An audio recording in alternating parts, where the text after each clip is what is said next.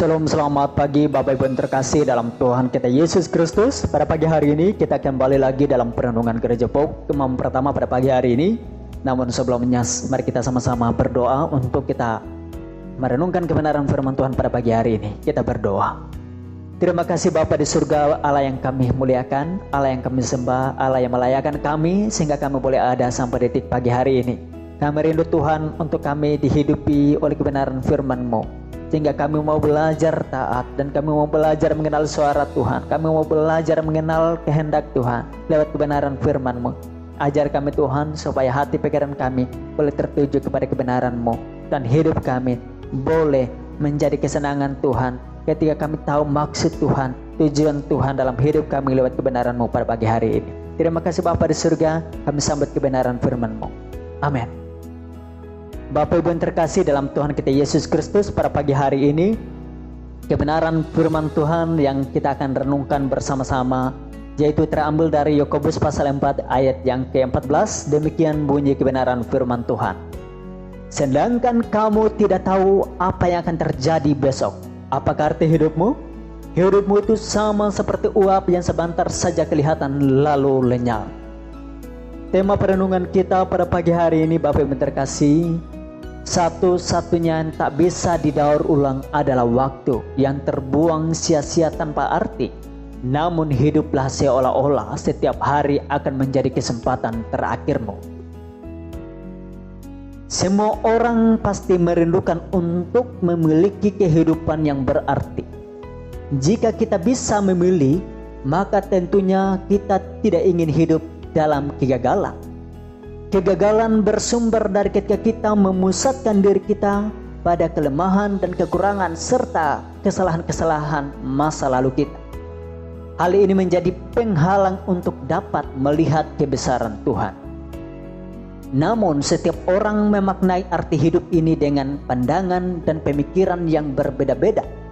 Ada orang yang menganggap bahwa hidup yang sedang dijalani ini adalah sebuah takdir ilahi. Karena itu kita harus menerimanya dengan lapang dada. Ada pula orang yang mendefinisikan hidup ini sebagai panggung sandiwara. Karena itu tidak perlu terkejut jika kita melihat banyak orang hidup di dalam kepura-puraan. Oleh sebab itu kita harus pintar-pintar dalam memaknai setiap peran kita. Tidak sedikit pula orang yang mengartikan bahwa hidup adalah kesempatan untuk mengumpulkan harta sebanyak-banyaknya. Akhirnya mereka berjuang mati-matian bagaimana mendapatkan harta kekayaan yang sebanyak-banyaknya. Tak peduli cara yang ditempuhnya itu baik atau tidak, melanggar hukum atau tidak. Apa gunanya seseorang memperoleh seluruh dunia tetapi kehilangan nyawanya, dan apakah yang dapat diberikannya sebagai ganti nyawanya? Matius 16 ayat yang ke-26. Bagaimana kita mendefinisikan hidup ini akan memengaruhi langkah kita, memengaruhi cara berpikir kita, menentukan prioritas kita dan pilihan yang kita ambil. Sadar atau tidak, sesungguhnya hidup ini adalah sebuah ujian. Ujian karakter kita, ujian iman kita, dan ujian kadar kasih kita kepada Tuhan.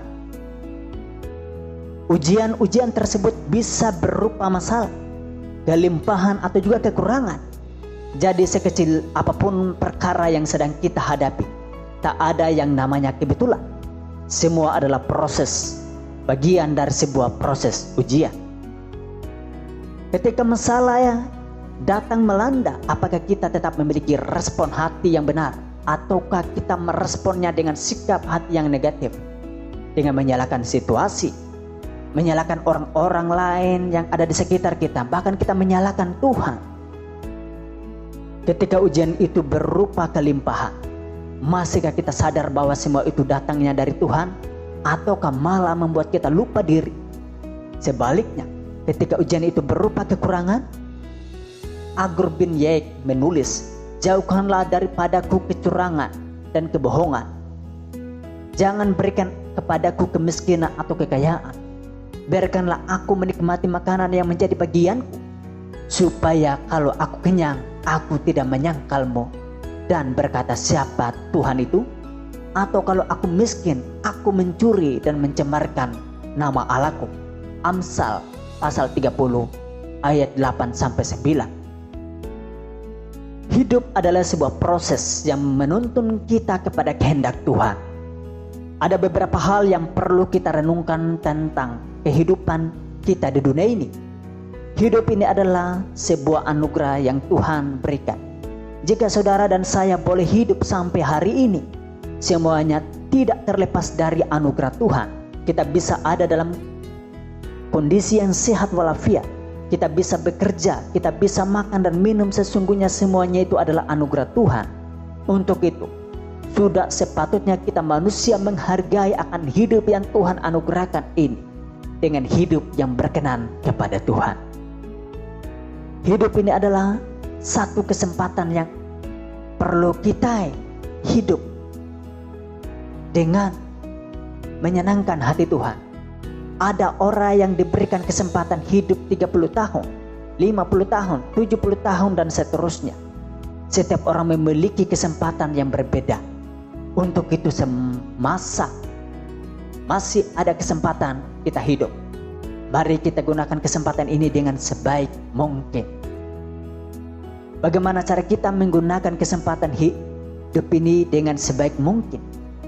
Pada umumnya, orang yang menggunakan kesempatan hidupnya untuk bekerja keras mencari nafkah, membanting tulang, berkeringat untuk memenuhi kebutuhan hidupnya sehari-hari. Itu benar. Memang kita hidup harus bekerja agar kita bisa makan. Pada umumnya juga orang gunakan kesempatan hidupnya untuk belajar dan terus belajar sampai mencapai gelar sarjana, doktor atau profesor. Itu pun tidak salah. Karena semakin banyak ilmu yang kita peroleh akan semakin pandai dan semakin berpengalaman. Tetapi satu hal yang perlu kita sadari, uang kita, harta kita, kekayaan kita, apa yang kita perjuangkan di dunia ini tidaklah kekal. Kepandaian kita, pengalaman kita akan berhenti sampai kita mati. Tidak ada satupun yang kekal. Semua hanya sementara saja. Tentu dalam hidup ini kita tidak ingin hanya mengajar hal-hal yang bersifat sementara. Kita pun ingin mengejar sesuatu yang bersifat kekal. Apa yang bersifat kekal? Itulah keselamatan jiwa kita, roh kita. Roh manusia itu kekal adanya. Tubuh akan kembali kepada tanah, tetapi roh kita akan kembali kepada penciptanya. Roh inilah yang akan mempertanggungjawabkan segala perbuatan kita selama di dalam dunia ini. Untuk itu, hal yang pertama dan utama yang harus kita kejar, yaitu hal yang bersifat kekekalan. Dengan menjalani hidup ini seolah-olah setiap hari adalah kesempatan terakhir untuk kita hidup. Kebenaran firman Tuhan yang terakhir untuk kita menjadi penutup perenungan kita, yaitu terambil dari Ulangan pasal 30 ayat 20. Dengan mengasihi Tuhan Allahmu, mendengarkan suaranya dan berpaut padanya. Sebab hal itu berarti bagimu, kita garis bawahi, berarti hidupmu dan lanjut umurmu untuk tinggal di tanah yang dijanjikan Tuhan dengan sumpah kepada nenek moyangmu, yakni kepada Abraham, Ishak dan Yakub, untuk memberikan kepada mereka. Amin untuk kebenaran firman Tuhan. Mari kita berdoa. Terima kasih Tuhan untuk kebenaran firman-Mu. Biarkanlah kami ya Tuhan dipelihara oleh kebenaran firman, sehingga setiap langkah kami terus kami kedapatan tetap setia, hidup menyenangkan Tuhan. Terima kasih Bapa di surga, doa kami di dalam nama Yesus. Amin.